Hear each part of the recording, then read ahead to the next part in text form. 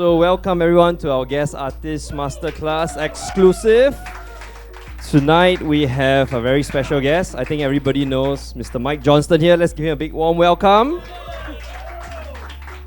All right, I first, signed up for Mike's lessons way like 10, 12 years ago. That was when MDS started. I was telling the previous crowd that I used to log in at 2 a.m. And last time it was like every 2 days, then it was like the intermediate class. So I'll go there for 1 whole year, download the PDF, chat on the screen, and make friends. And that was how I got started on this whole Mike'sLessons.com. And Mike Johnston really inspired me. I think he's one of the people that, as I see him pushing out content, as I hear his stories, as I hear his TED Talk, and all his documentaries on why he decided to choose education, I was really inspired because we share that same passion, and I'm so excited. We took many months to bring him here, and he's finally here. I can't stop smiling like many of you. So join me and welcome Mr. Mike Johnston. Thanks, guys. The first thing that I want to get down is I want to make sure that the student isn't having any trouble with the pattern. So the pattern is step one for me. So if the student's learning something like this,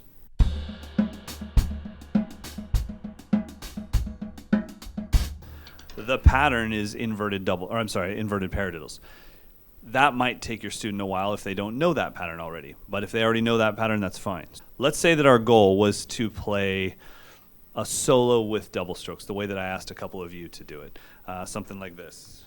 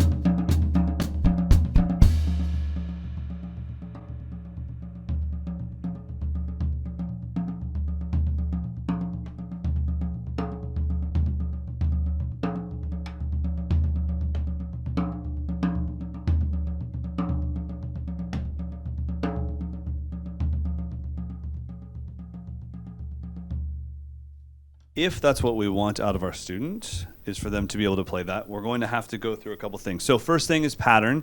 I would explain to them what the pattern is. In this case, it's double strokes. We don't really need to work too much more on that. With what we're doing, double strokes,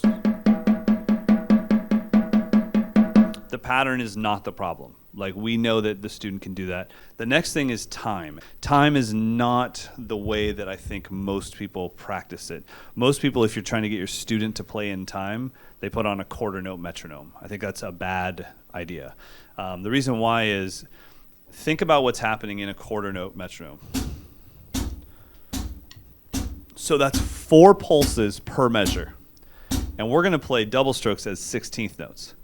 So there's 4 pulses here and then 16 notes that I can screw up as much as I want and still land on the one flawlessly.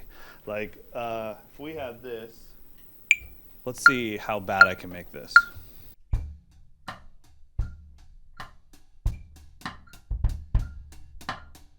Nailed it.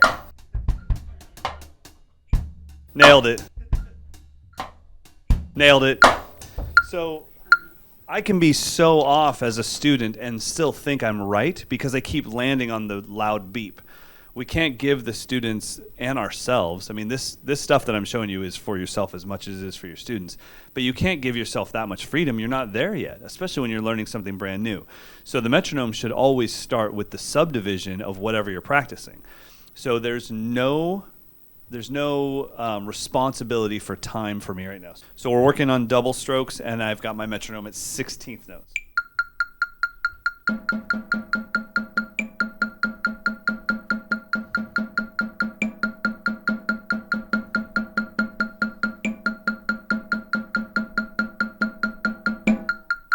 Okay, so let's say your student gets to the point that they can do that. Well, just that alone is a big achievement, because even though they're not responsible for the time, their ear is still involved in matching up the notes so that they're flawless with that click. That in itself is a massive achievement. The next step is to pull half the notes away. So the student is responsible for half the time, and then the click is responsible for half the time. So as I switch this to eighth notes, the student will be swimming around in this.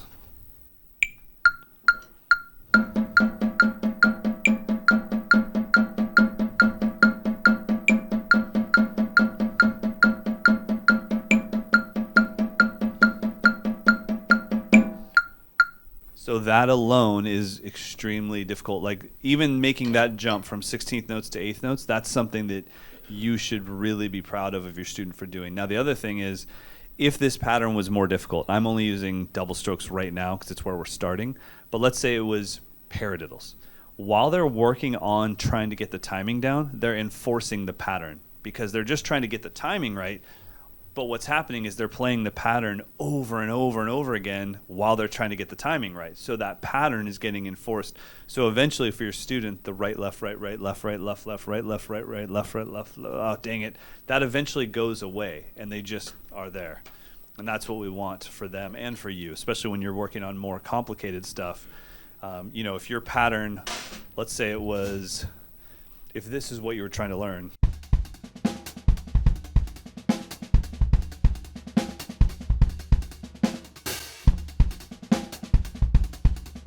that might be, for your students, double strokes, like maybe that's that for you. That's maybe where you're at with your journey. Well, I'm not going to just allow myself to put on a quarter note click and be like, oh, I got this. I'd be swimming all over the place. I'd play it really slow, put on 16th notes.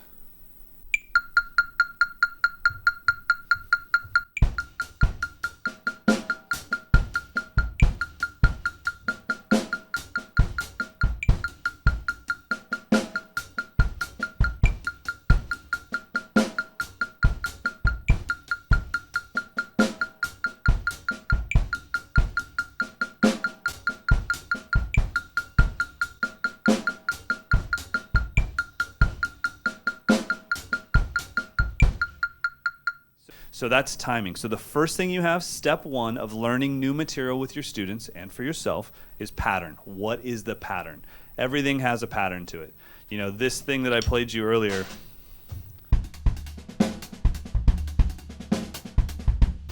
that thing, that's not the pattern. This is the pattern.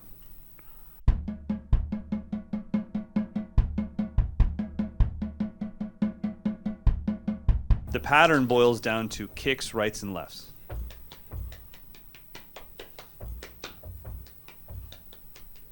And I have to do that so many millions of times in a row until I don't go kick, right, kick, right, left, right, left, kick, right, kick, right, kick, right. If I'm doing that, we're not going to get very fast because I definitely can't do it in Mandarin. And I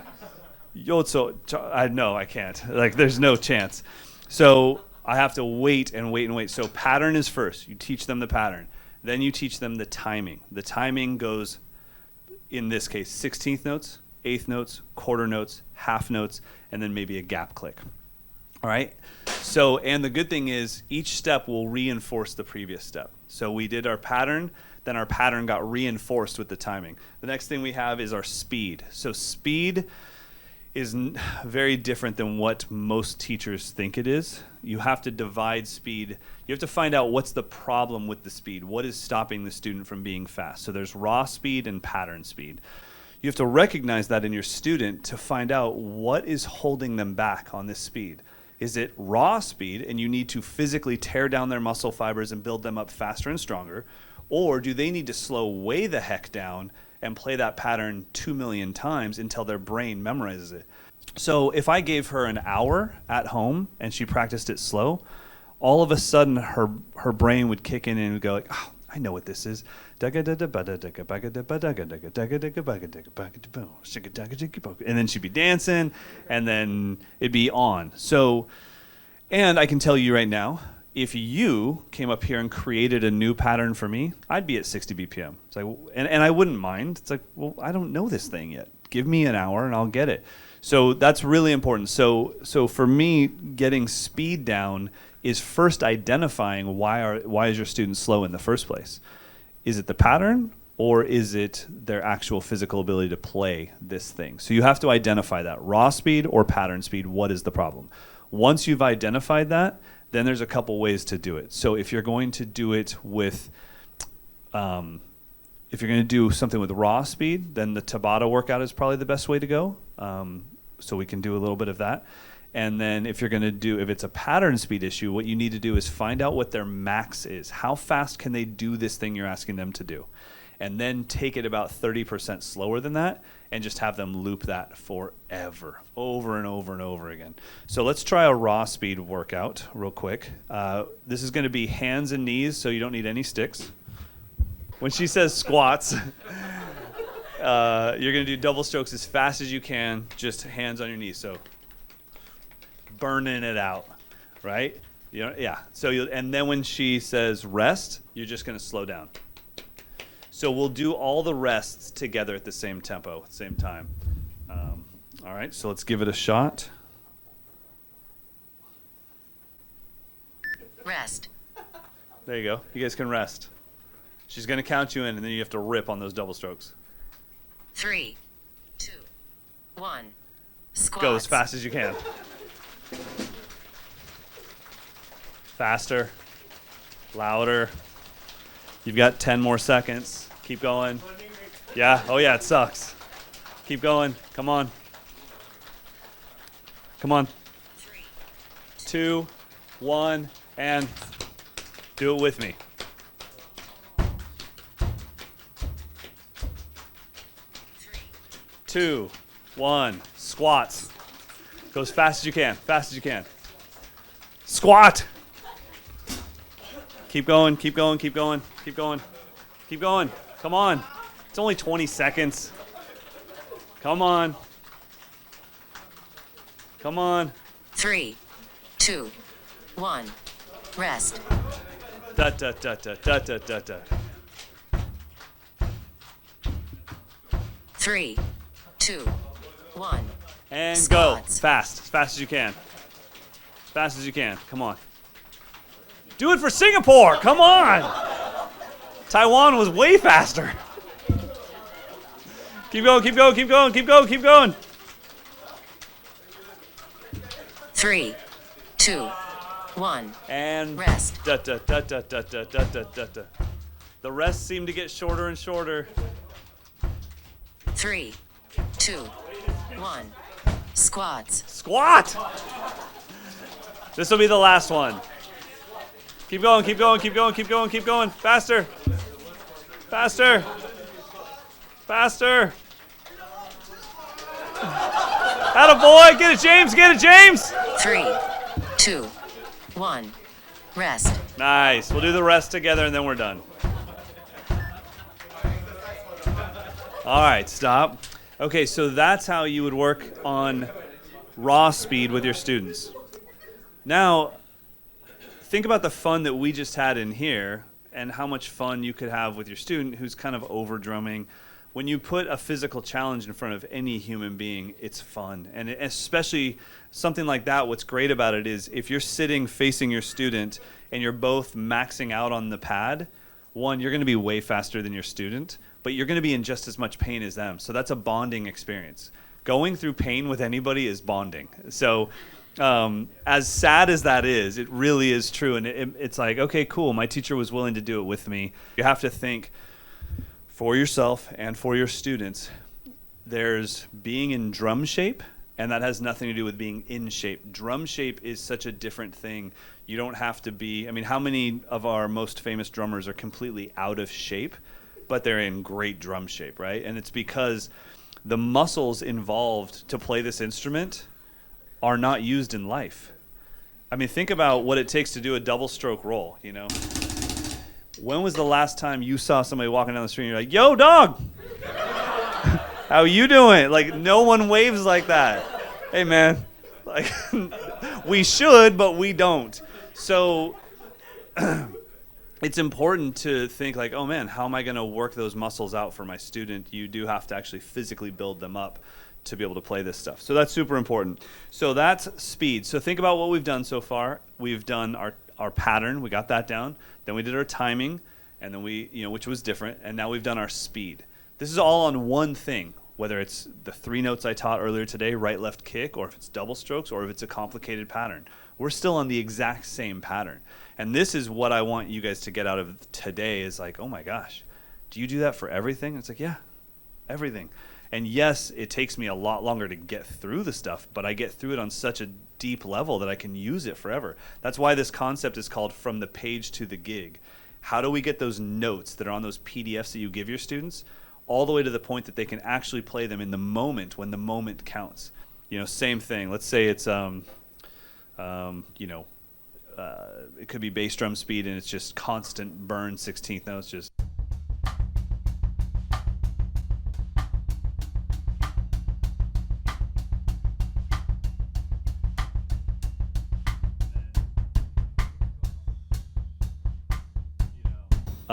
Or if it's maybe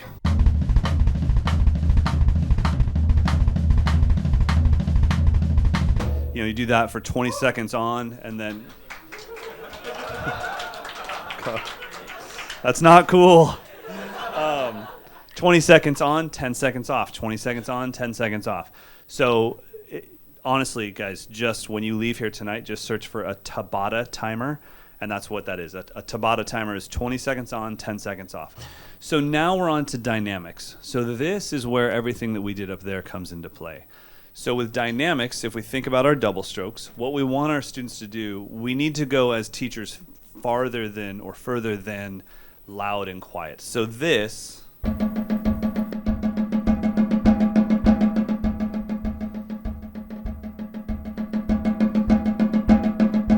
that's not really what I consider to be dynamics. That's just volume.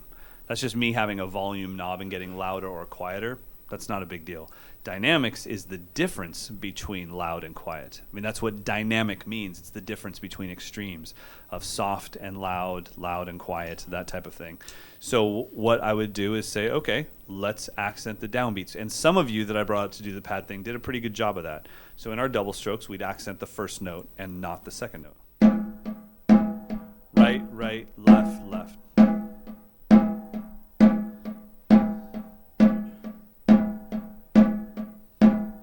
Then we'd accent the second note. And all of this would be with a metronome.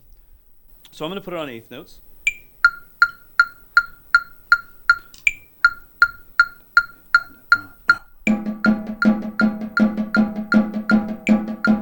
So downbeats.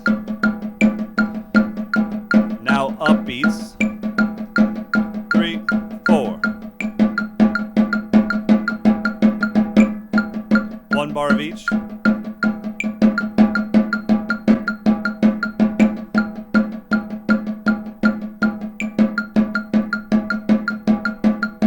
We were with pattern first, then we went to timing, then we went to speed, and now we're at dynamics. So the dynamics, we had our downbeats. You can mic that. Oh, okay. I'm just kidding. We had our upbeats. And I'm just doing rim shots so you can hear it better. All right, threes. 1, 2, 3, 4.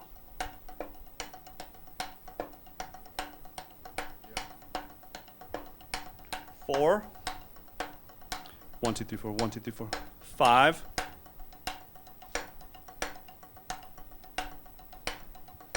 6.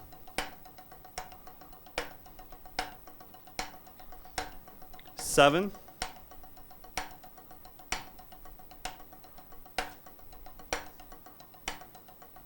8.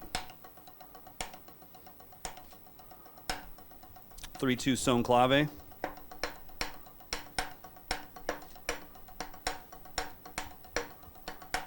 start playing slow doubles. And then when you're ready, just accent the downbeats. Beautiful. Upbeats.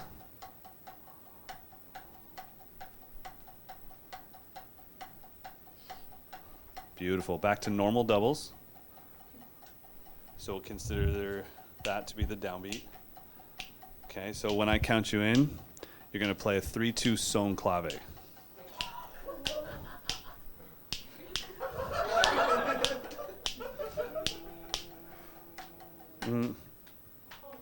Right. Okay, so yes, it's there. That's where it is. That's where it is. Try it again. I think you got this. Bop, bop. Da, bop, bop, bop, bop, bop, bop. Beautiful. Beautiful. All right.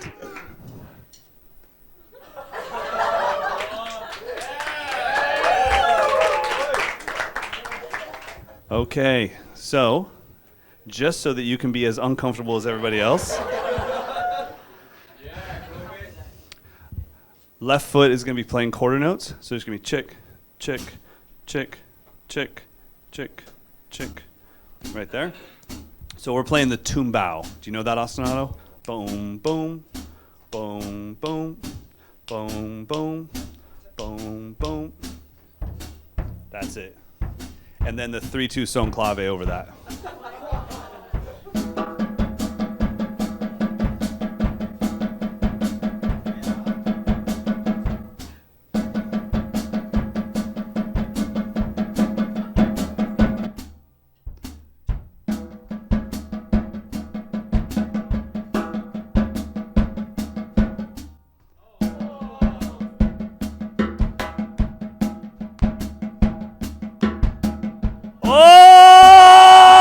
I'll take it. Good job. Pretty close. That was pretty close, man. That was awesome. Good job, brother. That was really close.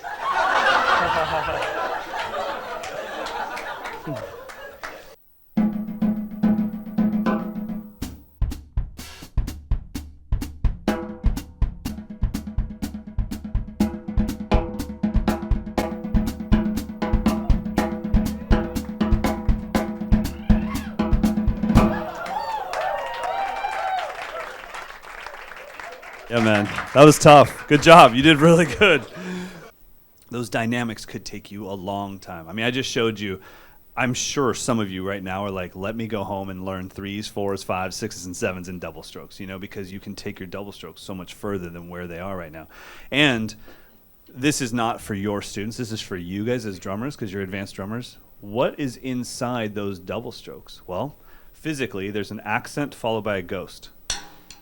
That's the hardest part of a halftime shuffle, is when you have to go. So you're learning that inside that exercise.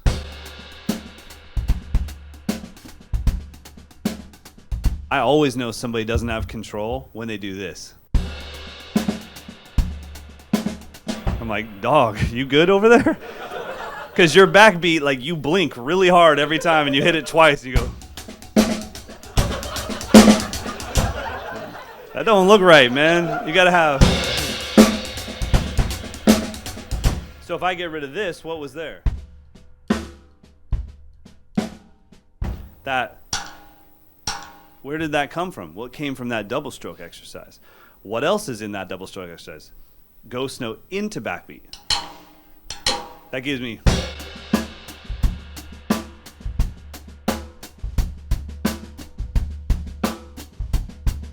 So there's so much drum set growth from doing that one double stroke exercise. And if I can do that with double strokes, you have to understand I only have so much time here. Double strokes are not the lesson. The entire drumming vocabulary, that's the lesson. Go that deep with whatever you're teaching. And then, yes, it'll take longer, but they will have it down for the rest of their life. That's why it's called from the page to the gig. People always ask me, like, man, I did your fills course, and then I went and did a gig, and none of the fills happened. I'm like, okay, I don't even know what that means. What do you mean you did my course? Like, yeah, man, I did like all 6 videos in like a week. And I'm like, okay, well, one of those lessons was 2 years of my life. Like, what do you mean you did my fills course? Dog, I'm still working on Pat Boone, Debbie Boone, barbecue sauce, and cats. I still rush that. So it's like, you can work on this stuff forever, and that's okay. And we will talk about at the end of this class, how do you know when it's okay to move on? Because you could get stuck on something for the next 3 years, and we can't allow that to happen. So we will talk about that. Okay, so the next thing is orchestration.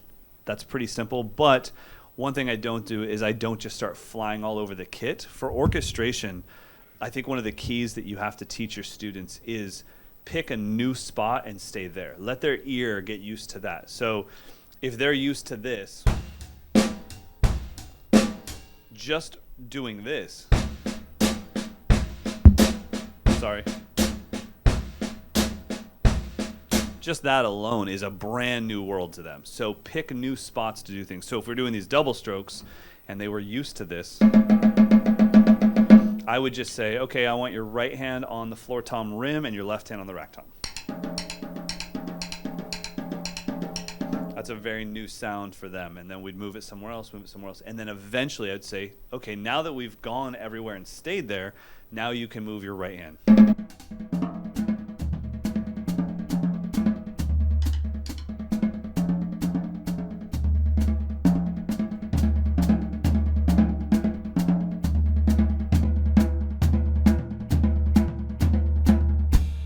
Then you can move both hands.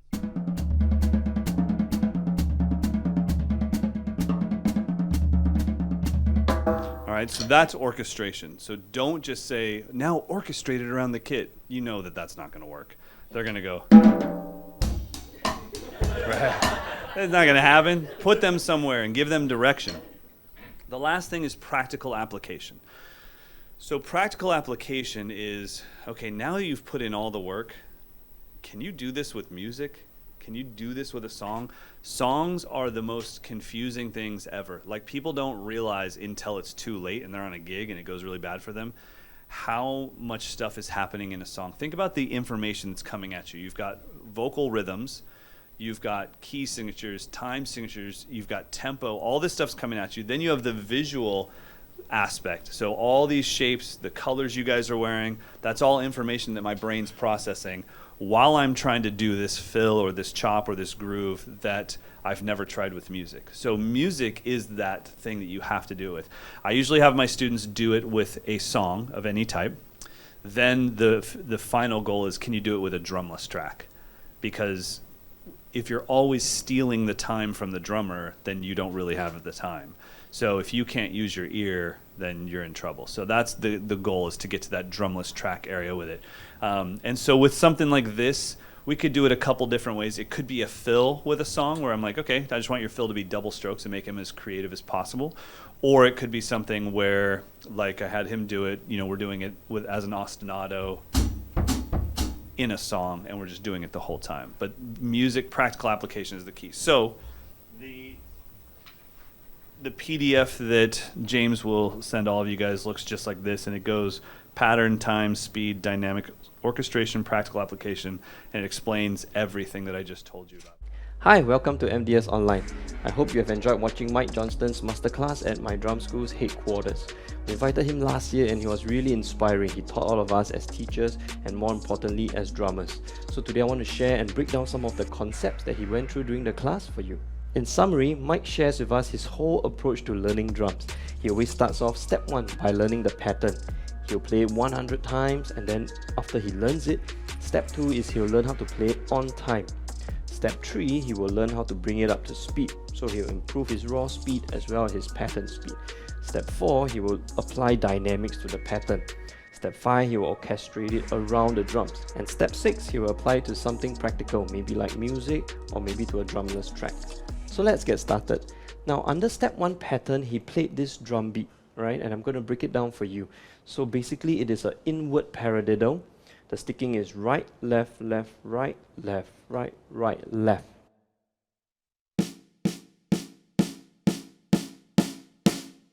And you have to accent on the 2 and the 4 in the bar.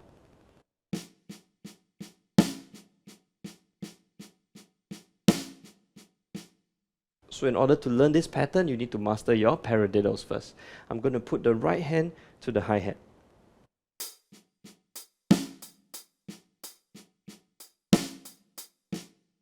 Okay, and now I'm going to add the bass drum on 1 and on 3.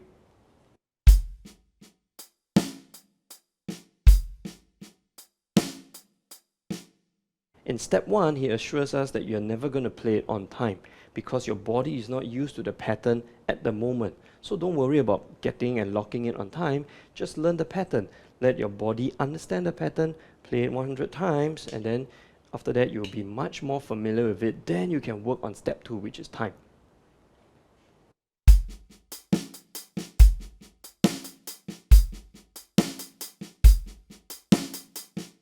In this section, he's talking about time.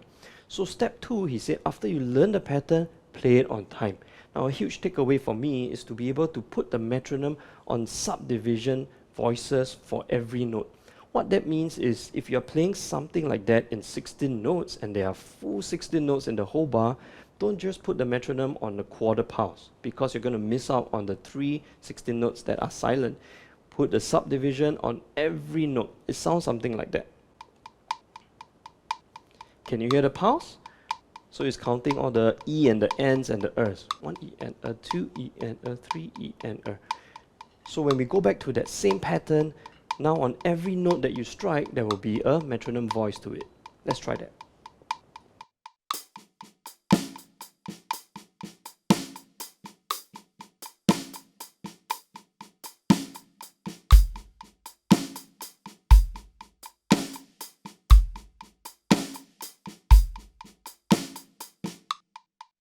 Can you see? So it's much more effective than trying to play a quarter note when you are learning the pattern, because all those new voices of the subdivisions will help you improve in your timing.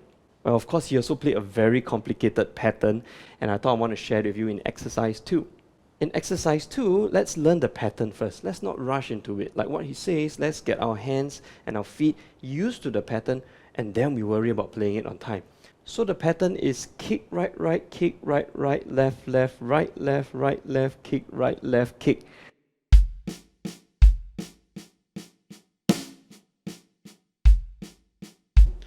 Okay, so you have an accent on that 3.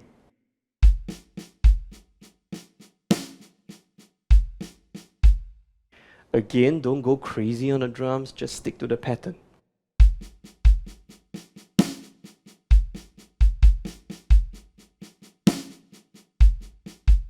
Now after you have done that, let's play the right hand on the hi-hat.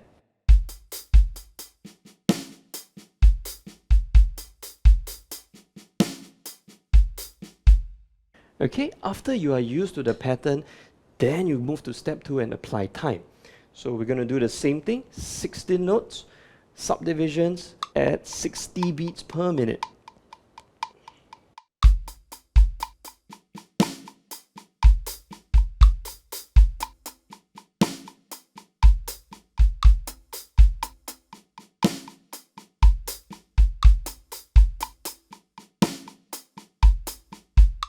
Every note that you're playing, there is a voicing to it, and you know whether you're on or you're off from the time. So after that, then you move to step 3. So there are 2 kinds of speed, raw speed and pattern speed. So for pattern speed, it's very straightforward. You just take the pattern and whatever speed you're working on, just bring it down 90%, 80%, 70%, and make sure you lock it on time. So something interesting that he shared with us is this thing on how to improve your raw speed. So he asked all of us to download a Tabata timer. So basically it's a workout timer. So for 10 seconds you will rest, 20 seconds you do the workout. 10 seconds you will rest, 20 seconds you do the workout. And then after that, you just keep looping it until you get super tired. And then you take a big rest and then you start all over again. Okay, so exercise 3, it is just 16 notes on the bass drum. So you're working on how fast you can play your right foot. Sounds like that when it's rest.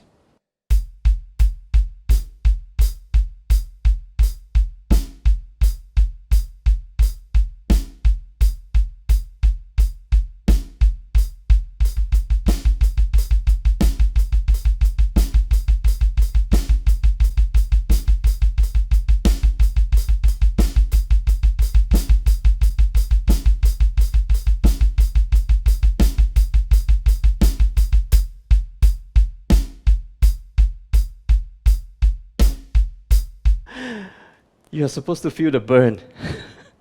Okay, so that's raw speed. I mean, it doesn't have to be on time, but it's really trying to stretch your muscles, trying to get yourself to play faster.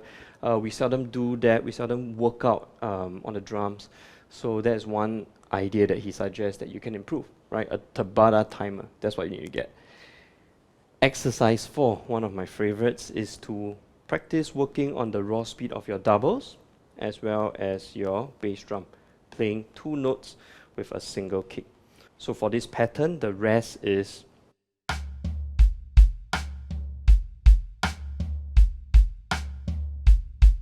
and then the workout you just try and do as fast as you can.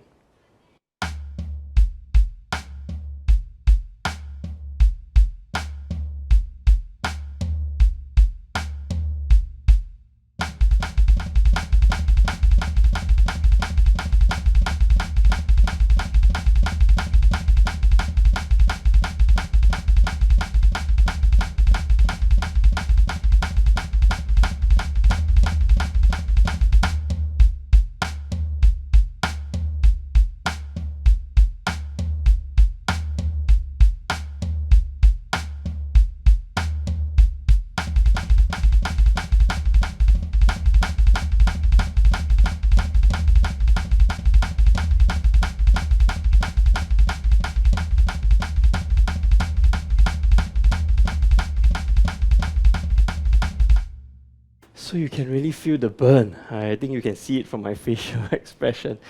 Don't worry about playing on time, because for this section of raw speed, it's really just trying to, like what I say, get your muscles to stretch, get your muscles to push, to feel that burn so that you are improving on that workout. Okay, so let's move on to step 4. Now, step 4 in dynamics, he spent a lot of time just showing us how much you can expand a simple concept and apply dynamics to it. Something like double strokes. So if you look at exercise 5, these are double strokes in 16 notes, but we are applying the accents on the downbeats. So instead of just playing right, right, left, left, right, right, left, left, now you have accents on the downbeat. So right, right, left, left, right, right, left, left. Again, we have never thought about such things before because we just want to play our double strokes. And we don't really think about trying to put accents or dynamics to it. So let's practice exercise 5.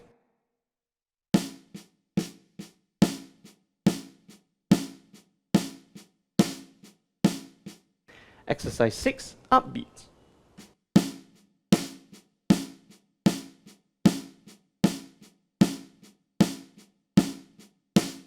Remember to keep your double strokes sticking, right, right, left, left throughout. For exercise 7, it is a group of 3. So what that means is every 3 notes, you're going to do an accent.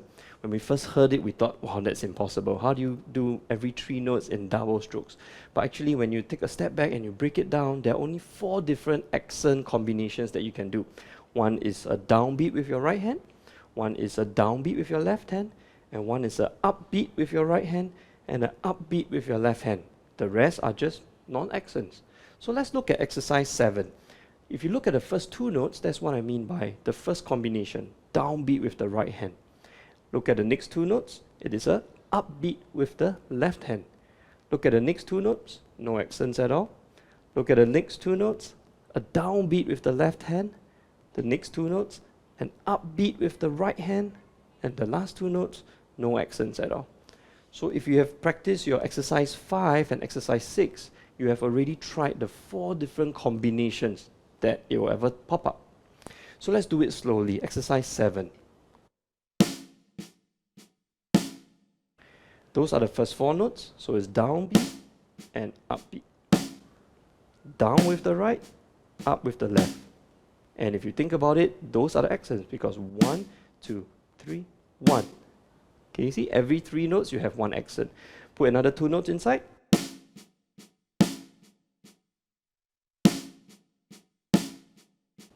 So you got the first 6 notes. The next 6 notes will be just the reverse. Left hand now. So left, right, left downbeat, right upbeat. And then 2 non-accents. So this is in 3/4. Let's put it all together.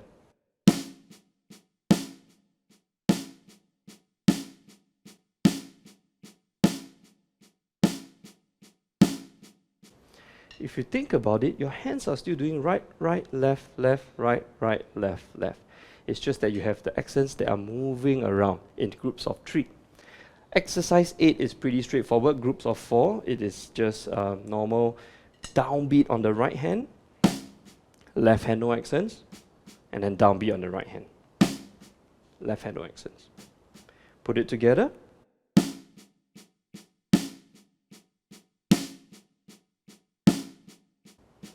So that's a group of 4. That means 1 accent note every 4 notes. Exercise 9, group of 5. Now it gets a bit more complicated. Same idea, every 5 notes you have 1 accent. But let's break it down.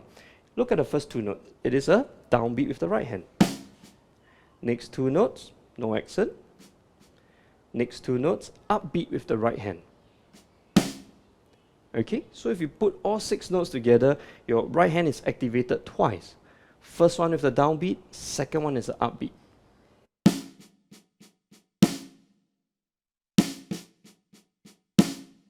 Okay, so that helps you to control your dynamics.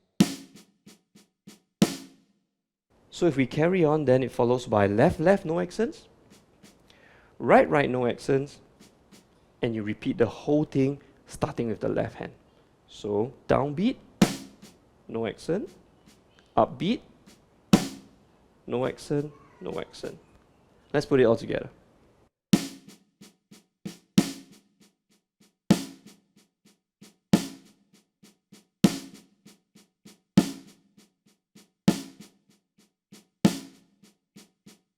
Now, group of 6 is quite straightforward as well. You start with the downbeat on the right hand, and you move it around to the left hand. So it's 1, 2, 3, 4, 5, 6. 1, 2, 3, 4, 5, 6. Next, we come to the 3-2 clave. So same thing, there is a 3-2 clave pattern of 1 E and a 2 E and a 3 E and a 4 E and a 1 E and a 2 E and a 3 E and a 4 E and a. Now with that same pattern and the same concept of there are only 4 different accent variations, let's break it down. So the first 2 notes, downbeat with the right, up with the left, no accent, down with the left, no accent, down with the left, down with the right, no accent. Play it according to time.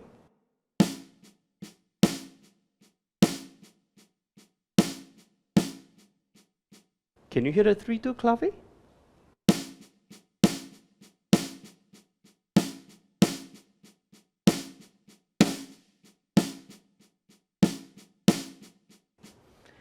Again, learning the pattern first is so important.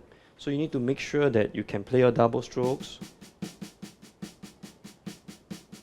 be familiar with it, and then put in the dynamics.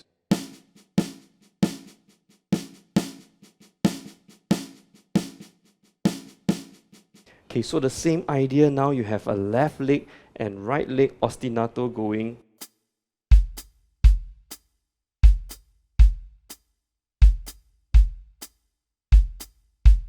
So step 1, learn the pattern, put your double strokes with the leg ostinato. You need to find out where is that bass drum going to come in. So the first one will be on the of the 1, which is a left hand, which is what makes it so difficult. Next one, left hand again, but this time downbeat, right? So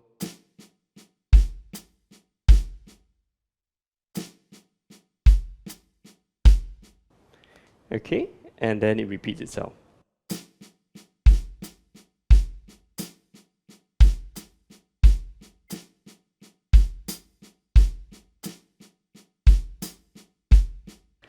And that is not even putting the dynamic accents in yet. Let's try with the accent. So the first one, usually how I work on this is I work on the ostinato first, then I put in the doubles, and I try to add in the accents one by one to discover where is the accent coming in, which of the 4 accent combinations does it fall under. So let's try that at 60 beats per minute.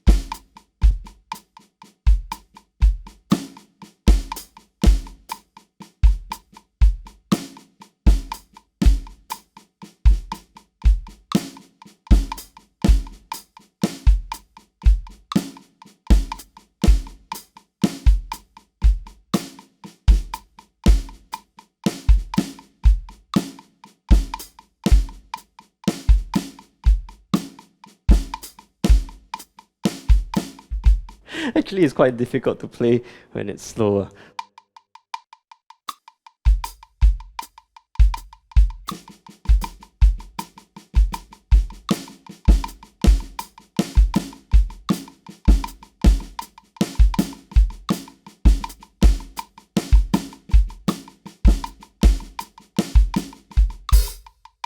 Okay, so I hope you have enjoyed today's short lesson, and of course at the end of the day, like what Mike Johnston say, every drummer has his own journey.